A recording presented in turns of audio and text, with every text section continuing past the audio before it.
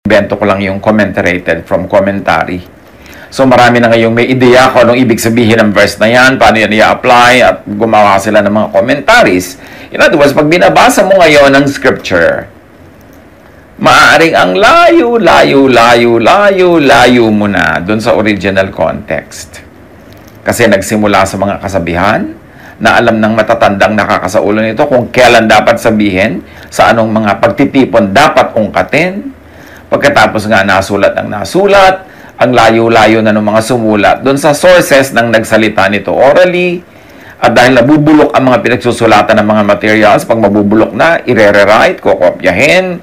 At pagkatapos, lagi itong subject to the influences of the powers that be, kung kailan ginagawa yung kopya, kung kailan ginagawa yung mga translations.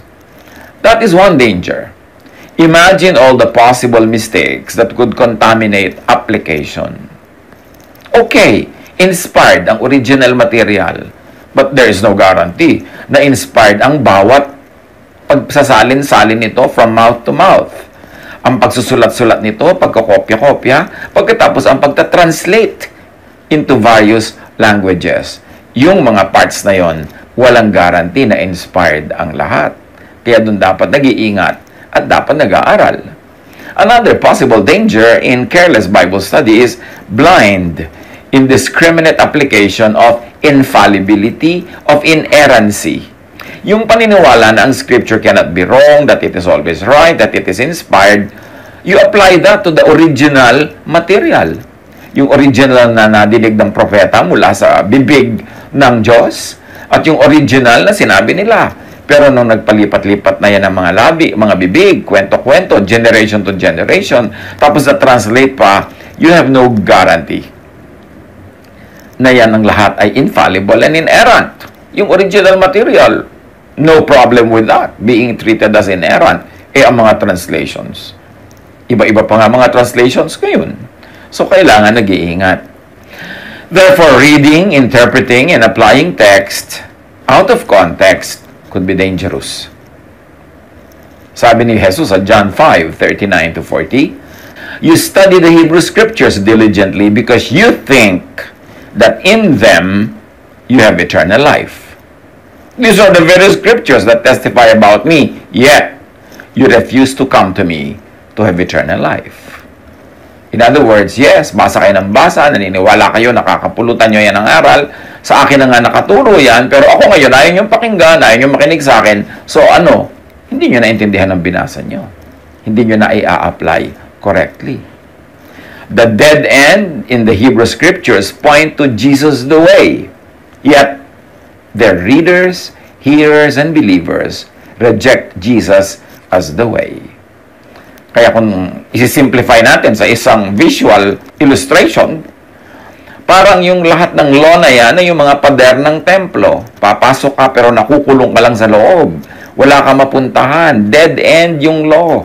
Pero yung law talaga actually, dapat ang ending nun, kung naiintindihan, tumuturo kay Jesus. Ma-realize mong dead end ito, I have to find a way. And Jesus is that way, na sa ating illustration na isang parang pinto na pwede mong labasan, palabas sa templong dead end, papunta sa buhay na walang hanggan, patungo sa Diyos. Kaya Jesus is the way. Pero gaano karami sa nagbabasa ng law, sa nagbabasa ng scripture, ang nakakarating sa puntong ma-realize nila na, si Jesus ang hinahantungan ng lahat, kay Jesus pumupunta ang lahat, at kay Jesus tayo ngayon pumunta. Nasindan na marami ng mga nagturo dyan, nagsalita na maaring napaka-inspired at bagay sa kanilang panahon, pero hindi ganun ka-universal ang lahat, kaya dapat suriin at salain ang lahat ngayon kay Jesus, because Jesus is the way. Ang pag-aaral nyo ng scriptures, kumbaga sabi ni Jesus, ay mali ang bunga. Ang nagiging hadlang para makita nyo ang liwanag na walang iba kundi ako. Ang pag-aaral nyo ng scriptures ay nagbubunga sa inyo ng masamang ugali. At totoo naman, maraming ngayon, pag nagba-Bible study,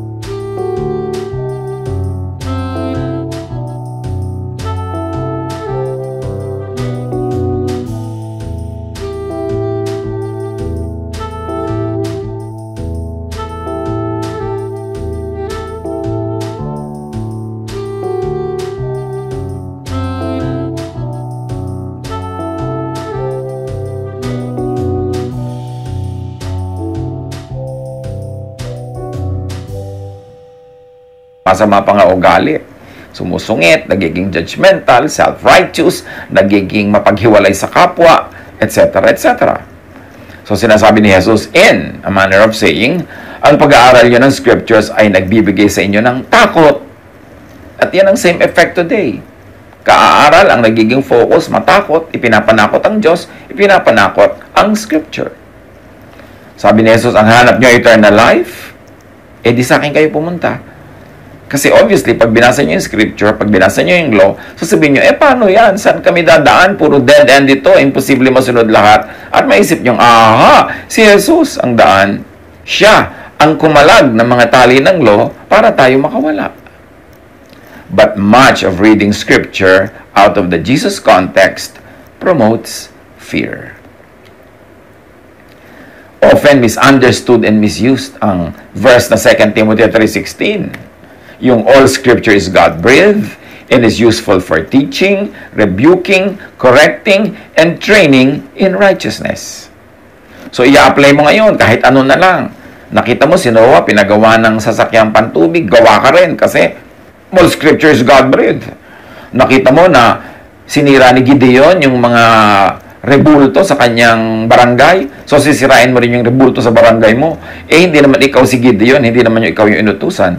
This is the danger of treating all the verses as all applicable, all inerrant, and all universal.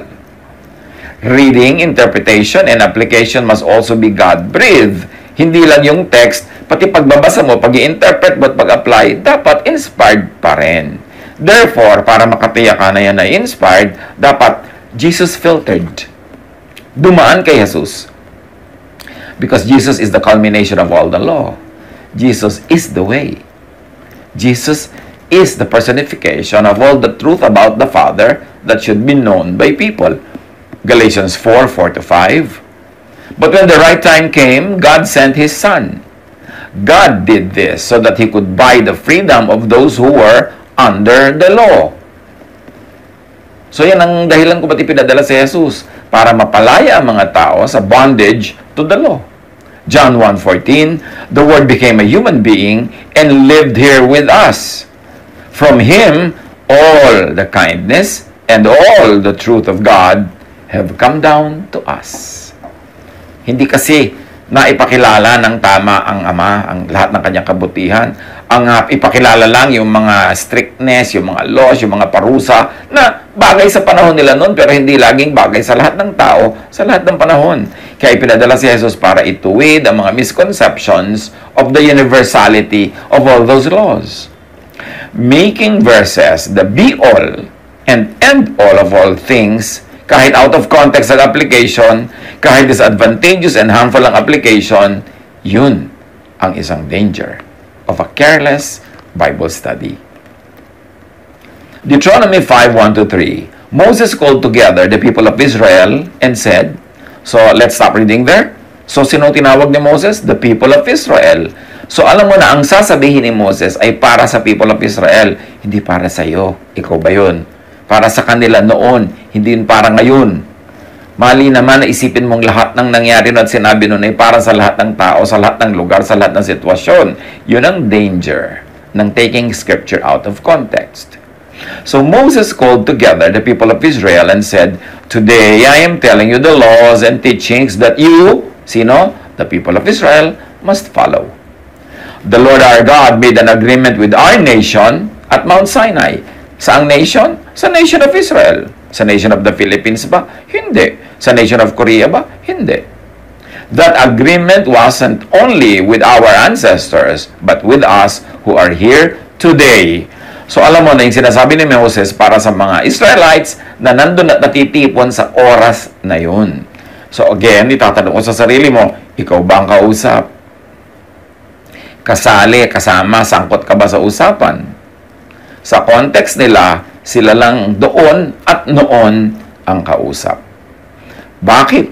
At paano gagawing authoritative yan para sa lahat ng tao, sa lahat ng panahon, sa lahat ng lugar na ginagawa ngayon ng 99.99% ng mga Bible study, Bible reading at Bible teaching. Yung usapan ni Moses doon at ng mga Israelites, ina-apply nila sa atin ngayon, nasasali tuloy tayo sa mga bawal, nasasali tayo tuloy sa mga utos, nasasali tayo sa mga parusa. Hindi naman talaga yun ang context. We should note that the Torah and all the books that comprise the Hebrew Scripture is exclusively for ancient Israel's use. Kanila yan. Hindi inimpose sa mga Israelites, sa mga Gentiles, ang kanilang mga batas, ang kanilang mga katuruan, pang kanila lang.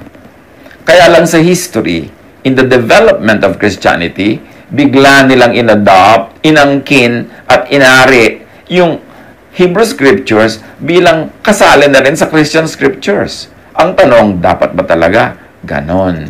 O dapat may pagpipili? Kaya may Jesus filter. Yes, why not? Why don't we benefit from Scripture, the Hebrew Scriptures? Marami namang universal truth dyan, maraming magagandang katuruan. Pero, dapat may salaan si Jesus. Na yung mga hindi pinalampas ni Jesus at in-apply sa buhay ng mga taong nakinig sa Kanya, huwag na natin i-apply sa buhay natin ngayon. Na yung mga kinancel ni Jesus ng mga batas, yung mga hindi niya pinairal tulad ng Sabbath, yung mga tukos sa diet, huwag na natin i-impose sa sarili natin ngayon. Kasi kaya nga dumating si Jesus. Meron tayong mapapakinabang, pwedeng pag-aralan at i-apply galing sa Hebrew Scriptures, pero hindi lahat salain kay Jesus. Deuteronomy 4:1-2, Moses said, "Ngayon, O Israel, pakinggan ninyong mabuti at sundin ang tungtuning itinuturo ko sa inyo. Huwag ninyo itong daragdagan ni babawasan."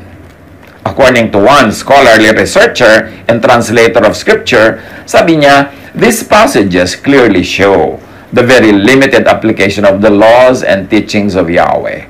They were solely intended for Israel's meditation and guidance. Pang-Israel yun. Kung meron tayong pwedeng mapakinabang at mahiram, why not? Pero padaanin muna kay Jesus. Kasi si Jesus ang way, truth, and life. The don't add or take anything away, meaning do not take the commandments out of their proper place or context, means Israel's scriptures have limited application and efficacy. Para sa kanila, pero hindi lang sa lahat ng panahon. Sa specific panahon lang na covered ng usapan at hindi sa lahat ng sitwasyon. In fact, ang Israel nga, laging natatalo nun sa mga gera. Kasi pag Sabat, hindi sila lumalaban. Ayaw nila magtrabaho. Dahil nililiteral nila yung Sabat para sa lahat ng panahon ng lahi nila. Pero nung na-observe ng mga enemies nila na hindi sila lumalaban at therefore natatalo pag Sabat, lagi silang ina-attack pag Sabat. So yung ancient Israelites mismo ay nagpasya na huwag i-apply yung Sabbath law when they were at war. So, kinontextualize din nila, hindi nila universalized para sila ay makinabang sa magandang bunga noon at hindi sila umani ng hindi magandang bunga because of misapplication. Another danger of and in Bible study is ignorance of text and context. Pagka nireview natin yung character ng Scripture, ng Hebrew Scripture, kahit kasama ang Christian Scriptures or New Testament, gaano kalawak, kalalim, kataas, katama ang pag-unawa sa 8,679 distinct Hebrew words and 2,000 distinct Hebrew roots. And even that, meron pang contest about the details.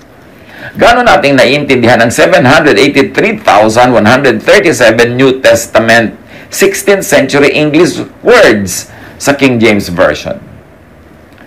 Gaano karami natin naiintindihan yung ancient Hebrew, Aramaic, and Greek languages? So world history, culture, literature of the approximately 1,500 years when the scriptures were written and compiled, gaano kalaki ang naiintindihan natin at alam? How much do we know of the 66 books in the official list of the Bible recognized by Protestants or evangelicals? Gaano natin naiintindihan ang lahat ng 1,189 chapters, 31,102 verses? Gaano natin naiintindihan the Christian Scriptures or the New Testament with 783,137 English words sa King James Version? How much do we understand the original documents that were written in 3 languages? Hebrew, Aramaic, and Greek. How much do we know about the number of books in the official Protestant Bible? 66. The chapters, 1,189, and the verses, 31,102. Really,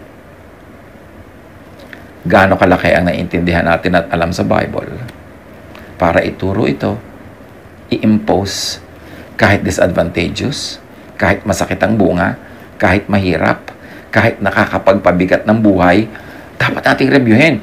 Naiintindihan ba talaga natin? O yung alam lang natin na yung nabasa natin sa nabili natin sa bookstore, nabasa natin sa ibinigay sa ating libro, nadinig natin sa isang seminar.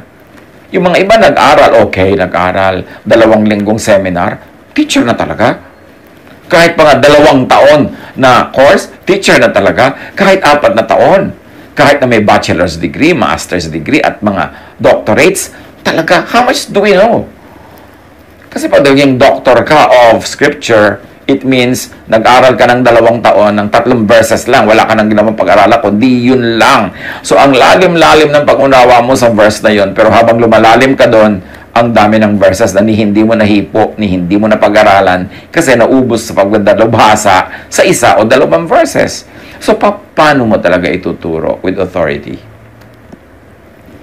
Hindi naman natin ibig sabihin na huwag na tayo magturo dahil kulang ang alam natin. Yes, magturo tayo. Maganda yan. Manalangin tayo. Humingi tayo ng divine revelation. Gumamit tayo ng scholarship, ng scientific knowledge about Scripture and what it says. But, magdahan-dahan tayo sa pag-claim ng authority. Magdahan-dahan tayo sa pagiging dogmatic kasi nakataya ang buhay ng mga tao. Minsan nakataya ang kanilang pag-ibig. Nakikialam tayo kung sinong iibigin nila dahil may hawak-hawak ang verse. Nakataya ang kanilang profesyon. Nakikialam tayo kung anong pwede nilang gawing trabaho at hindi. Nakataya ang kanilang finances. Ang itinuturo ba nating sacrifice and poverty, yun talaga ang ibig sabihin noon at ngayon din? Naintindihan ba talaga natin? Yung ating paghihimasok sa mga buhay ng nakikinig sa ating mga pagtuturo, pagdidikta natin sa kanilang gagawin, paghuhusga natin sa mga hindi nakakatupad, sa tingin natin ay dapat matupad, all the unkindnesses, mga batuhan, naintindihan ba talaga natin?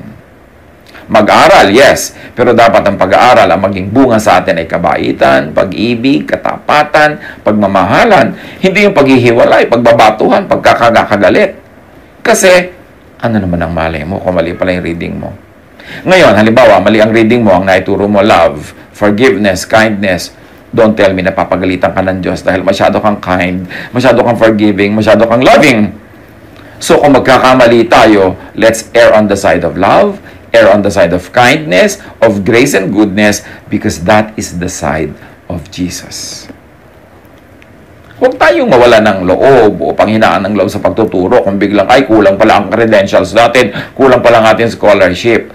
Pero huwag tayong maging dogmatic. Lalo't kung ang magiging bunga ng pagtuturo natin ay magsasakripisyo yung tao, dudugo, mahihirapan, masasakal, makukulong, mapipigil, masisikil, magdahan-dahan tayo. The Jews do not consider the New Testament as part of Scripture. So pag sinasabi natin, ay, Israel, Jewism, Judaism, hindi nga nila kinoconsider yung New Testament or yung Christian Scriptures as part of Scripture eh. So you see, napakalaki ng difference ng attitude agad. So bakit naman natin pilit isinasali sa ating mga katuruan lahat-lahat ng Jewish traditions? Sila nga, hindi nila tinatanggap ang Christianity eh. The Jews do not call their Scripture Old Testament kasi hindi nila kinikilala yung new as if there was a new one. Pag tinawag natin ngayon yung scripture na old at saka new, parang isa lang yun. No, hindi siya isa. Iba ang Jewish scriptures sa Christian scriptures. May commonalities, merong nasi-share na mga common teachings, merong mga nag-agree, pero ang daming disagreement.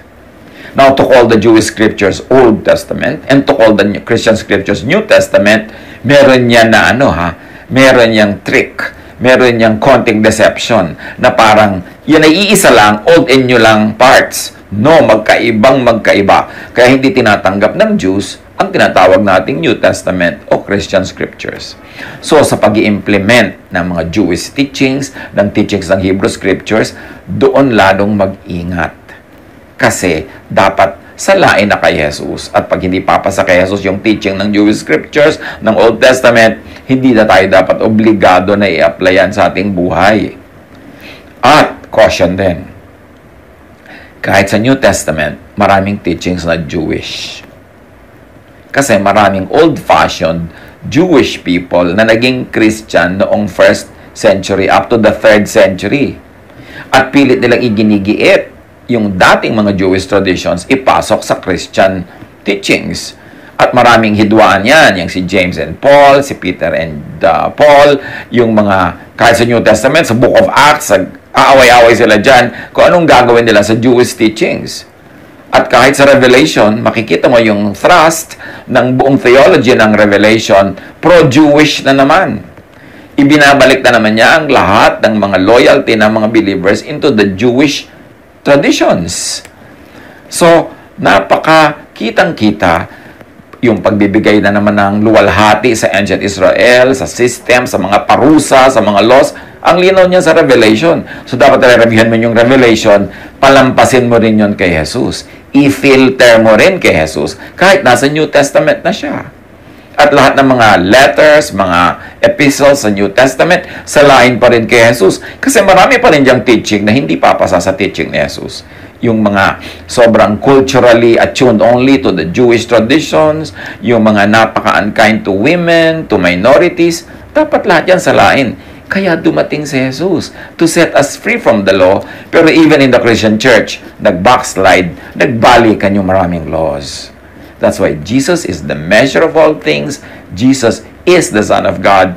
And in the name of Jesus, every knee will bow, every teaching will bow, every doctrine will bow in heaven, on earth, and under the earth.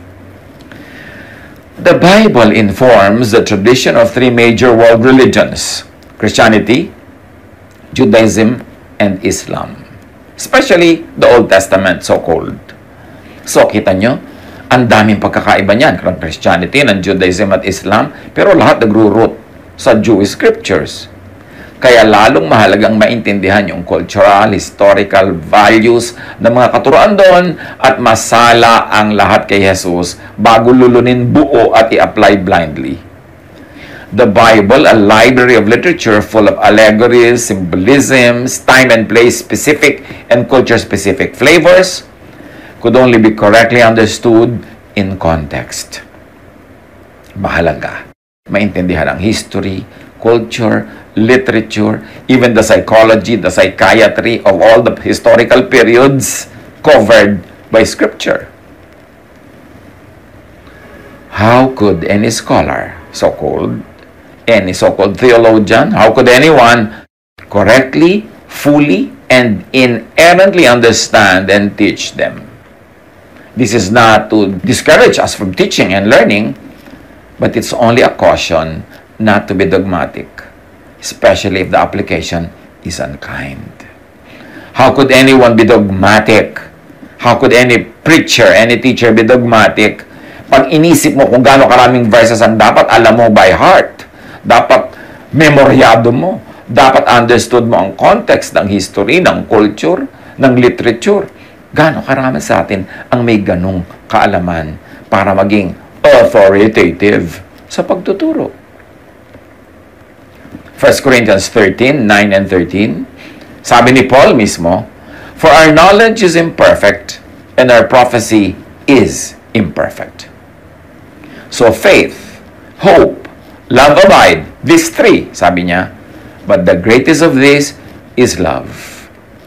Kaya dahil hindi naman tayo mga experts, at kahit yung mga experts are experts lang only on a small thing and ignorant on everything else, kasi hindi naman nila pwedeng pag-aralan lahat, kaya imbes imperfect knowledge and dogma, pagpilitan natin, love na lang, rest and peace na lang. Yun ang maganda kasi ang bunga sa atin. At yun ang gusto ni Jesus. Sabi niya, "Come to me all of you who are tired and heavy laden, and I'll give you rest. My yoke is easy. My burden is light." And Jesus came to set us free. So, dapat ang bunga ng pagbabible study, whether or not perfect ang ating scholarship, at siyempre imperfect yon, ang bunga niyan, kapayapaan, pagmamahalan, pagtanggap sa isa't isa, pagtutulungan, pagbabagong buhay, patuloy na pag-aayos ng lahat. Pero ang simula, acceptance, love, restoration. Hindi dapat ang ending ay rejection, pagtitiwalagan, pagtatakwilan at pag-aaway-away. Yan ang style ng Pharisees. Ecclesiastes 12:12, sabi ni Solomon, the wisest man ever, too much study will make you very tired.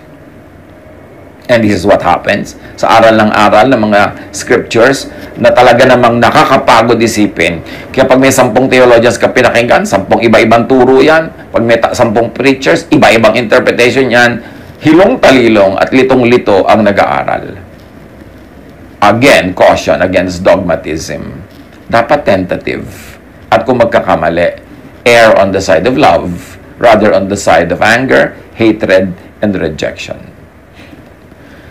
Another danger in Bible study is that the teacher is underinformed on the historical, cultural, and literary context of the verses being studied and taught. Okay, let's say, gumraduate ka ng elementary and high school. Pagka-graduate mo, gaano karami talaga ang naintindihan mo? Lalo kung ang grade mo 75.1. At sa naintindihan mo, kahit ang grade mo pa 90, 95, gaano karami namang natandaan mo 5 years later? Let's say, natapos ka ng college. Gaano karami talaga naintindihan mo? Ilang beses na absent ka doon? At sa mga naintindihan mo, gaano karami ang natandaan mo? Let's say, nagkaroon ka ng master's degree, ng PhD. Gaano karami pa rin sa mga pinag-aralan mo at sinulat mo mga thesis ang naiintindihan mo talaga at natatandaan mo 10 years later? Isa lang ang conclusion.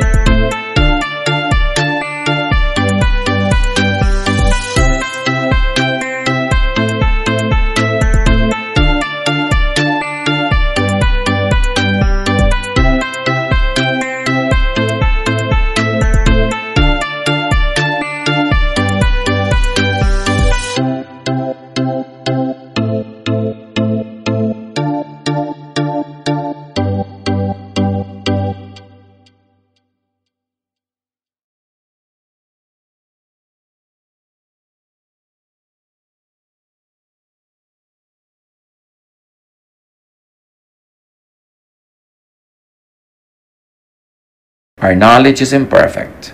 Our prophecy is imperfect. What we know is little. What we do not know is immense. So, huwag dogmatic. Magdahan-dahan. And err, if you're going to err, commit an error on the side of Jesus, on the side of love, on the side of rest, on the side of peace.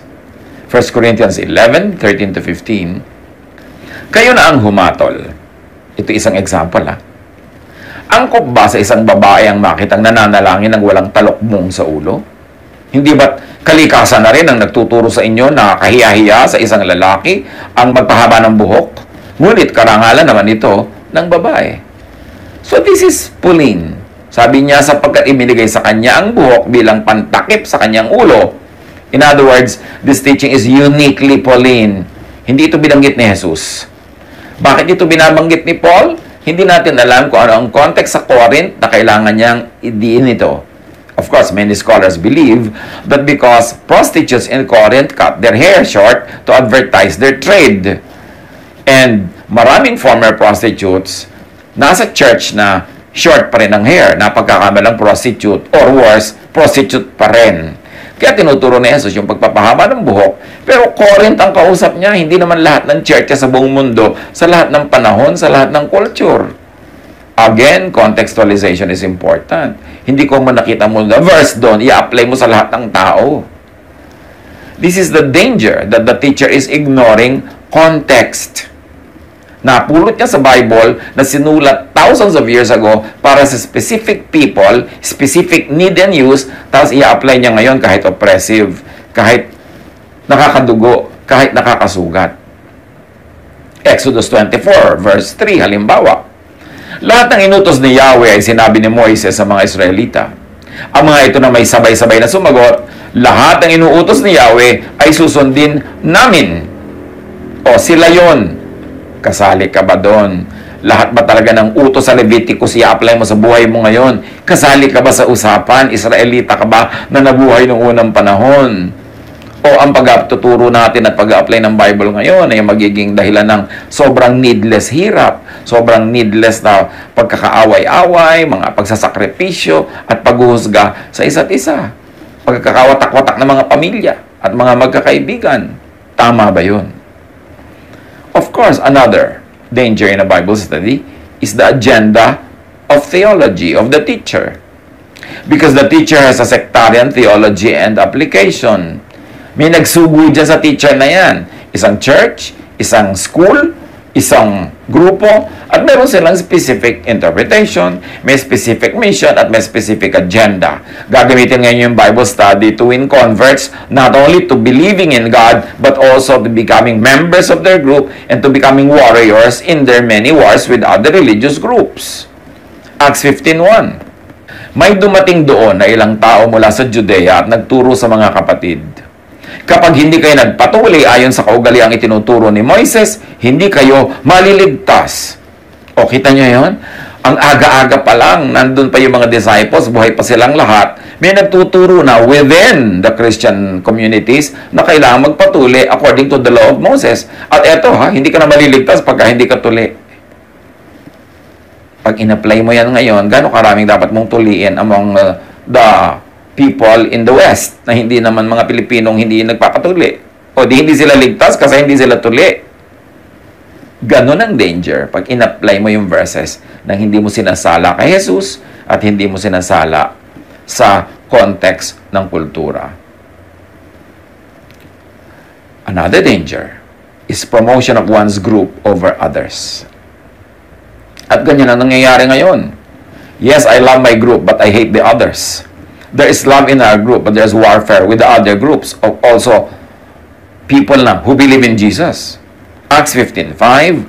Ngunit tumayo naman ang mga ilang mananampalatayang kabilang sa pangkat ng mga Pariseo at kanilang sinabi, kailangang tuliin at utusang tumupad sa kautosan ni Moises sa mga hentil na sumasampalataya. So yung mga Gentiles gusto nila i-convert to Judaism before they could become Christians. This was happening within the Christian community, remember. Kaya nag-backslide yung church into a lot of Jewism kahit buhay pa mga disciples. And in the last 2,000 years, ang daming backsliding na ginawa ng Christian churches pabalik sa law. Kaya dapat again, suriin ang lahat sa love, sa grace ni Jesus. Another danger is that the teacher merong personal or personality-based agenda and interpretation and application. 1 Timothy 6:3-4. Kung nagtuturo ang sino man ng ibang katuroan at di sang-ayon sa mga tunay na salita ng Panginoong Hesukristo at sa mga aral tungkol sa pagiging makadiyos, siya ay nagyayabang ngunit walang nalalaman. Sakit na niya ang manuligsa at makipagtalo tungkol sa mga salita. Bagay na humahantong sa inggitan, alitan, kutyaan, at masasamang hinala. So, noong pa man, sa panahon nila, sinusulat pa lang yung magiging New Testament natin, kitang-kita mo ng mga hidwaan. Kasi kanya-kanyang agenda ang mga teacher, lalo na ngayon.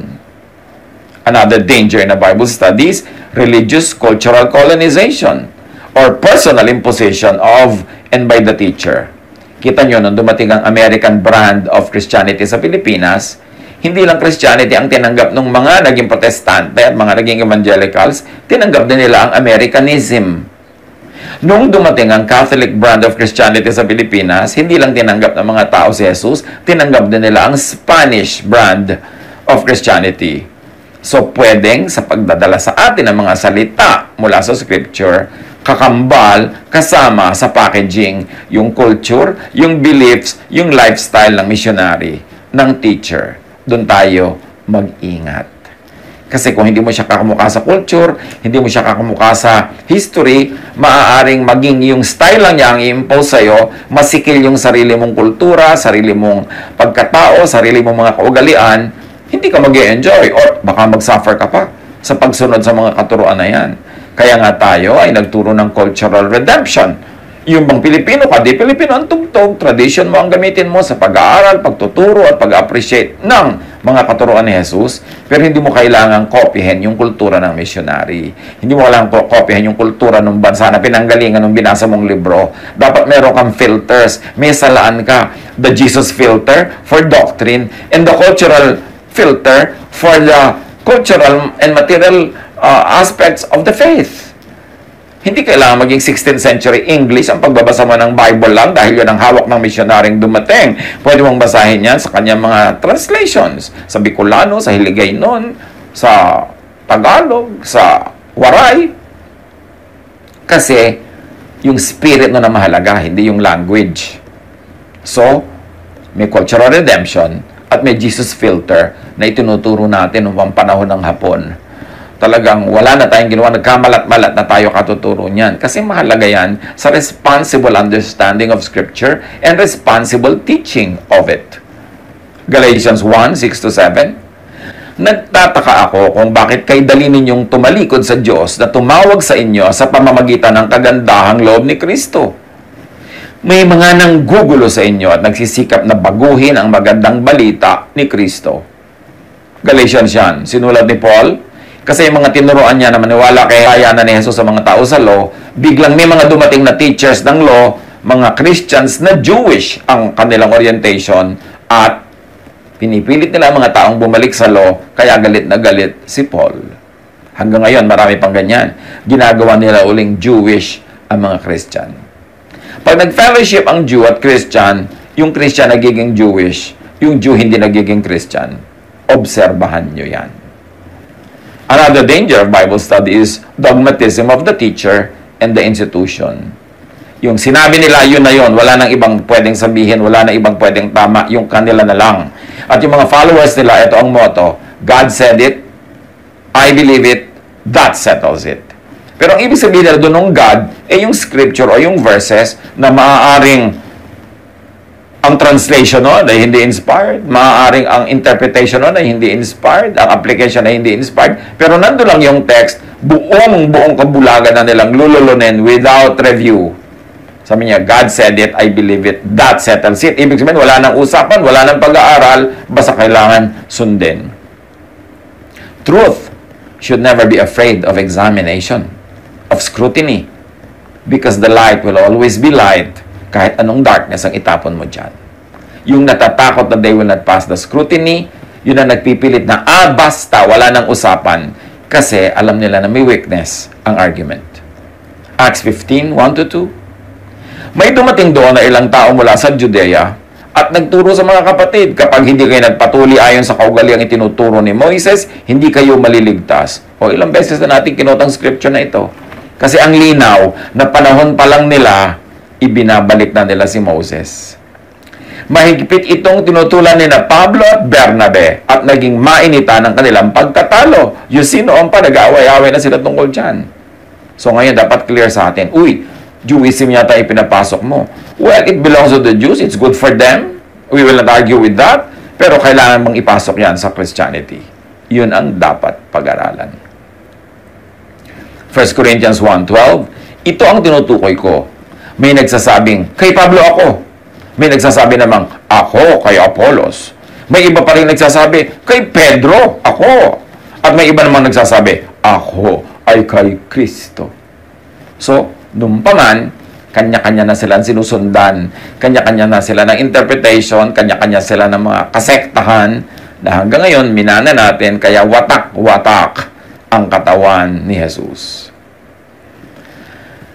Pag sinuri natin ang kasaysayan, Romanism has many idols or icons na allergic ang mga Protestant. Ang influencers sa Romanism are priests and rituals. At ang franchise nila, sacraments. Sila lang ang pwedeng gumawa nun. Sa Protestantism naman and evangelicalism, ano ang idols? Meron din, akala nyo walang idol ang Protestants? Verses. Kung pwede lang i-procession ang verses, kung pwede lang dapaan at sambahin ang verses, yun ang gagawin. Ano at sino ang influencer sa Protestantism? Preachers and verses.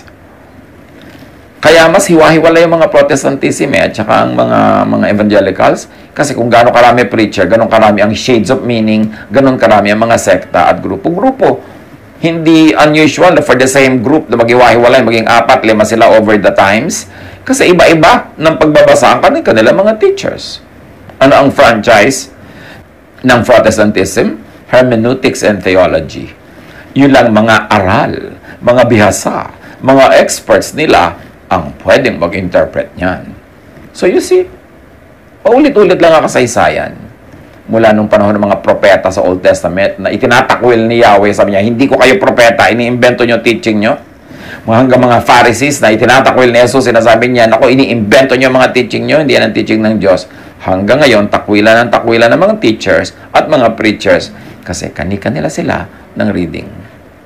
Pagka kasi verse-based, there are as many theologies as verses on the same topic. At makikita niyo sa Bible, on the same topic, ang dami-daming iba-ibang verses na iba-iba rin ang sinasabi nila on the same topic. Kasi iba-iba yung nagsabi, yung nagsulat, at context. Because verse-based, there are as many theologies as translations and versions of Scripture.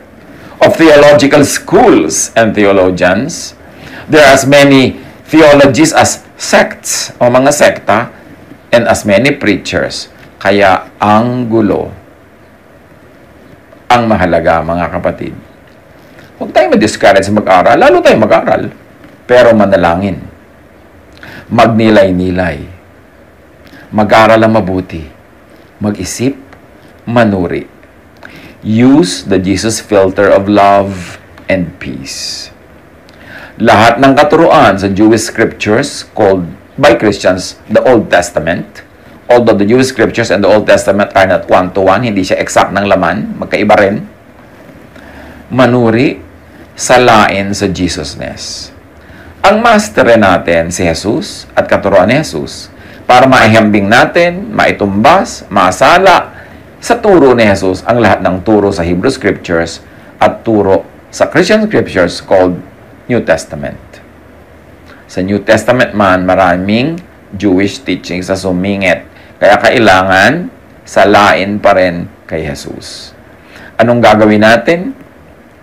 Pag tinitingnan natin yung illustration ng Jesus filter, lahat ng un-Jesus teachings, hindi sangayon sa teachings ni Jesus, kontra sa teachings ni Jesus, ilagay na natin sa file, sa library, reference. Marami rin tayong pakinabang dyan para malaman natin kung ano mga nangyari noon, paano nila in-apply. Pero hindi kailangan mo ngayon dogmatically i-apply today kasi dumating na si Jesus. Yun lang pasado kay Jesus ang dapat pasado rin sa atin as matter of strict importance.